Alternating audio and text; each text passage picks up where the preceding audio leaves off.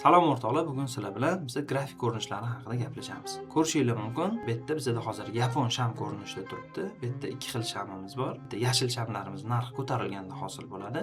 Qizil shamlarimiz narx tushganda hosil bo'ladi. Shamimizni o'zi ikki qismga bo'linadi. Bu yerda birinchisi soya qismi va tana qismi. Soya ko'rishingiz mumkin, narxni, mana shamni tepasida ham, pastida ham hosil bo'lishi mumkin. O'rtada har doim tana bo'ladi. Bu soya qachon hosil bo'ladi deydigan bo'lsanglar, deylik, mana hozir biz 1 soatlik grafikda turibmiz. Bu yerda 1 soat mobaynida shamma qanaqa shakllanganligini ko'rishimiz mumkin. Hozir men sizlarga tushuntirib beraman. Narx ochilishi qizil shamda tepa qismida bo'ladi. Narx ochilgan 18:00 da, 18:00 dan 19:00 gacha bo'lgan vaqt oralig'ida narx deylik 4394 dan sal ko'tarilib, keyin orqaga qaytib, pastga tushgan 4362 gacha va yana o'sha 1 soat tugashidan oldin sal teparoqda yopilgan. Ya'ni narx ochilishi va yopilishi oralig'idagi narx yurgan joy soya bo'ladi va yopilishida to'xtagan joyi tana bo'lib yopiladi bizda. Bu bizda narx ko'tarilganda ham xuddi shunaqa bo'ladi, narx tushganda ham xuddi shunaqa bo'ladi. Endi undan keyingisi bu bar ko'rinishi. Barda ham xuddi shunaqa ko'rishingiz mumkin. Hozir mana bitta misol keltiraman.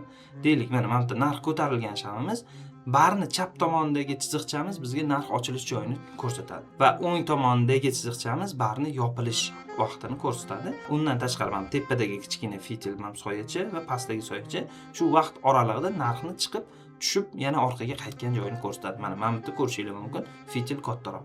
Endi yana ko'pchilik adashadigan joyi, boshlang'ichlar adashadigan joyi, deylik, bu hozir 1 soatlikda turibdimi? 4 soatlikka o'tganimizda ham narx o'sha o'zgarmayapti. Mana hozirgi joriy narximiz o'zgarmaydi. Siz 1 kunlikda tursangiz ham narx o'zgarmaydi. Yaxshilab bu narsani diqqat bilan o'rganib olinglar. Siz agar 1 kunlik grafikda turgan bo'lsangiz, bu degani mana shu bitta sham yapon shami bo'ladimi yoki bar grafik bo'ladimi, farqi yo'q. 1 kunni anglatadi. Agar siz 4 soatlikda turadigan bo'lsangiz, 4 soat ichidagi mana narxni shamini ko'rsatadi. Ya'ni bitta shamimiz 4 soatda narxni yurgan yo'lini ko'rsatib beradi bizga. Agar 15 minutlikka o'tadigan bo'lsak, ko'ringlar, narx o'zgarmayapti bizda. Faqat 15 minut ichida shammi yurgan yo'li mana shu bizga. Endi bundan tashqari keyingi oxirgi grafik ko'rinishimiz bu lineynik grafik deyiladi. Bu lineynik grafikda agar analiz qilishni o'rganadigan bo'lsanglar, bozorda ko'plab lojniy proboylarini aniq qayerda bo'lganligini ko'rishingiz mumkin. Nega unaqa deyapman? Bu bozorda imенно lineynik grafikda soya bo'lmaydi. Masalan, mana shu yerda ko'ryapsizlar, liney chizdim. Shuni hozir shamga o'tkazadigan bo'lsak, mana hozir mana bitta mana bu soyalar bor edi. Bu liniyada ko'rinmaydi, bozorda haqiqiy yurgan yo'lini ko'rsatadi. Agar trading bo'yicha yanada ko'proq narsalarni o'rganmoqchi bo'lsanglar, bizning sahifalarimizga obuna bo'lib qo'yinglar.